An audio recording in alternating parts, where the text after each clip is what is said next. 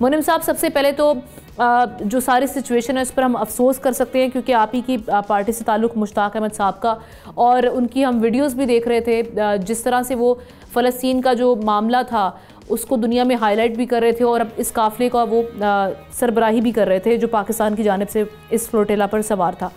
तो क्या वहाँ से, एक तो रिपोर्ट्स हैं उनकी खैरियत के हवाले से, गिरफ़्तार तो वो हो चुके हैं, और साथ ही साथ ये भी कहिएगा कि क्या एफ़र्ट्स की जा रही हैं कि जो इस पे इन काफ़िलों, ये जो काफ़िला जा रहा था उनको बचाने के लिए ग्लोबली भी और पाकिस्तान के हवाले से भी क्या रिपोर्ट्स हैं आपके पास? बहुत शुक्रिया। अच्छा, ये जो ग्लोबल समूद फ्लोटेला पर इसराइल ने ना सिर्फ हमला किया है बल्कि उस पर कब्ज़ा करके खुली दहशतगर्दी का मुजाहरा किया है, और इसराइल एक काबिज़ रियासत है, एक दहशतगर्द रियासत है जिसने पिछले 2 साल से तो मुतवातिर उन्होंने जिस तरह गज़ा पर बमबारी की है, हज़ारों की तादाद में लोग शहीद हो गए हैं, जिनमें 2/3 बच्चे और ख़वातीन शामिल हैं। अब आप देखिए 2 साल का ये अरसा कि जिसके अंदर तवातुर के साथ ये सिलसिला जारी है, 66,000 से ज़ायद शुहदा हैं, 1.5 लाख से ज़ायद लोग ज़ख्मी हो चुके हैं, ना मस्जिद महफूज है, ना तालीमी इदारे, ना स्कूल महफूज हैं, ना अस्पताल महफूज हैं, ना पनागाहें महफूज हैं, ना अक़वाम मुत्तहिदा का अमला महफूज है, कोई भी चीज़ महफूज नहीं है। और ये सारा कुछ कब हो रहा है? 21वीं सदी के अवाइल में ये सारा काम हो रहा है, और जिसको की बैकिंग के साथ हो रहा है वो आलमी दहशतगर्द अमरीका है, कि जिसकी पूरी पुष्ट पनाही हासिल है इसराइल को, और ये खुला खेल खेला जा रहा है।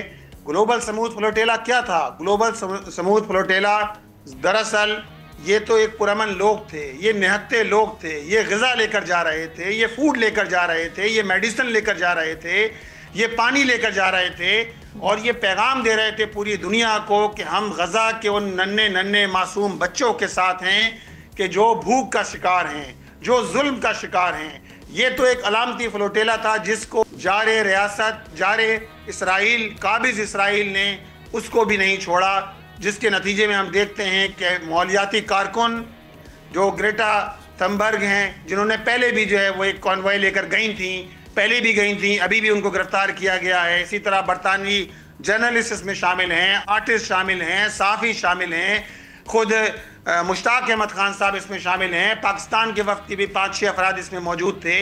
अब आप देखिए कि पुरअमन लोगों को जो है वो गिरफ्तार करना, इस फ्लोटेला पर जो है वो कब्ज़ा करना, इन सब लोगों को गिरफ्तार करना, ये ज़ाहिर बात है आलमी ज़मीर के ऊपर भी जो है वो एक जो है वो समझ लें, इस पर भी जो है वो बात आती है, क्यों जो है वो मगरिब के ये हुक्मरान नहीं जाग रहे, क्यों जो है वो अमेरिका अभी तक जो है वो डॉलर भी दे रहा है, असला भी दे रहा है, और पूरी तरह इसराइल की पुष्पनाही कर रहा है कि जो एक जारे कुव्वत है। लिहाजा हम ये समझते हैं कि इसको फौरी तौर पर वो सारे लोग कि जिनको गिरफ्तार किया गया है उनको रिहा किया जाए, और ये जारे कुव्वत जो इसराइल है गज़ा से फौरी तौर पर निकलें, और गज़ा के लोगों को फौरी तौर पे इंसानी बुनियादों पर वो राहदारी खोली जाए। मुनिम साहब, जिस तरह की अब सारी सिचुएशन आप भी बता रहे हैं, जितने भी इंटरनेशनल प्लेटफॉर्म्स हैं, ऑल्दो ये हमें बड़े बेबस दिखाई दे रहे हैं। डे 1 से जो सारी सिचुएशन बनी हुई थी, हर बार जब इजरायली आर्मी कोई भी जराइम करती थी तो लगता था कि रेड लाइन क्रॉस हो गई, अब इससे आगे क्या ही देखने को मिल सकता है। लेकिन उसके बाद भी हमने ऐसे मनाजिर देखे कि वो नाकाबिल यकीन थे, और उसके बाद भी कुछ नहीं हुआ। अब जो ये जितने भी डिटेनीज़ हैं इनको लेकर हम अपनी तरफ से फिर भी कोई एफर्ट ये कर सकते हैं कि एटलीस्ट हम अपनी रिस्पॉन्सिबिलिटी निभाएं और इस बारे में बात करते रहें, और इन प्लेटफॉर्म्स को अप्रोच करते रहें, इनकी ज़मीर को जगाते रहें कि जो इनकी रिस्पॉन्सिबिलिटी है ये उसको निभाएं, और आगे बढ़कर जो मामलात हैं उनको ठीक करें। तो आपकी पार्टी इस सिलसिले में, चूँकि मुश्ताक अहमद खान साहब भी वहाँ पर हैं, तो क्या आपकी तवक्कुआत है एक तो हुकूमत पाकिस्तान से, और क्या एफ़र्ट्स हैं आपकी की जा रही हैं इन प्लेटफॉर्म्स को अप्रोच करने के लिए? देखिए, जमात इस्लामी तो मुस्तकिल इस मौजू पर बात कर रही है। अहले गज़ा के हक़ में अगर कोई आवाज़ उठा रहा है पाकिस्तान में, तो जमात इस्लामी की आवाज़ एक मजबूत और तवाना आवाज़ है, अल्हम्दुलिल्लाह। और आज पूरी दुनिया में इन गज़ा के मासूम बच्चों के लहू ने पूरी दुनिया के बाज़मीर इंसानों को जगाया है।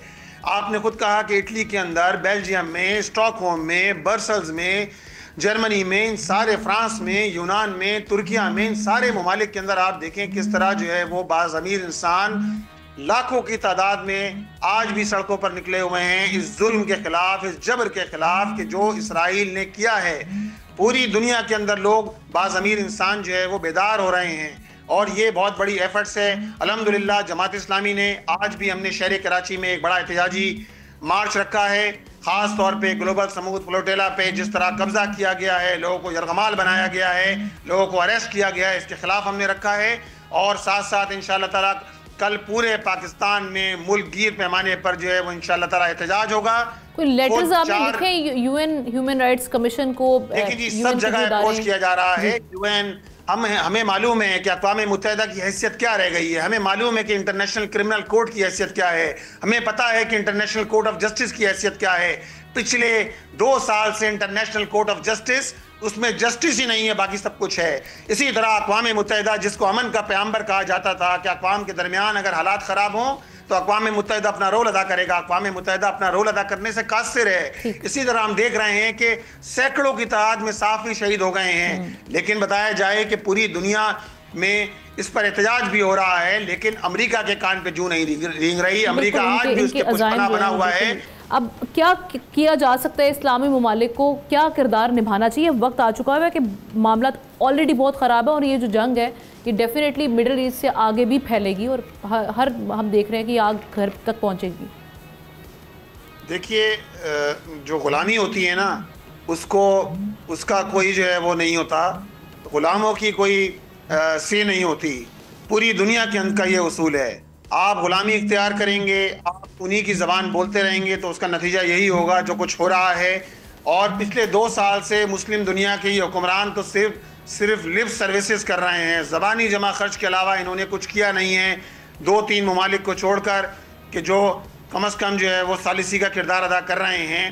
دیکھیے، بات یہ ہے کہ 20 نکاتی فارمولہ تو ٹرمپ صاحب نے رکھ دیا، اور ساتھ میں نیتن یاہو بھی کھڑے تھے، تو بھائی یک طرفہ معاہدہ ہے، اس میں آپ نے دوسرے فریق کو تو آپ نے اعتماد میں لیا ہی نہیں۔ اور دوسرا فریق کون ہے؟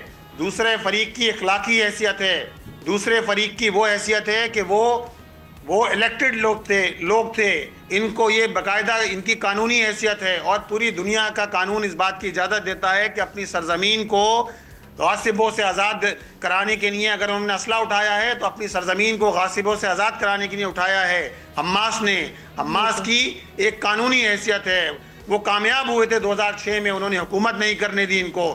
آج بھی دیکھیں کہ جنگ ہو یا امن ہو یا پھر ڈپلومیسی ہو، ان ساری جگہوں پر اخلاقی طور پر بھی وہ کامیاب ہوئے ہیں، فاتح ہوئے ہیں۔ صاحب، اب تو معاملہ اور بگڑ جائے گا کہ حماس نے انکار کر دیا اس پیس پلان پہ عمل کرنے کے لیے۔ وہ کہتے ہیں ہم سے تو پوچھے نہیں گیا، آپ ہماری زمین سے کہتے ہیں چلے جائیں۔ اب تو معاملات اور بگڑ جائیں گے۔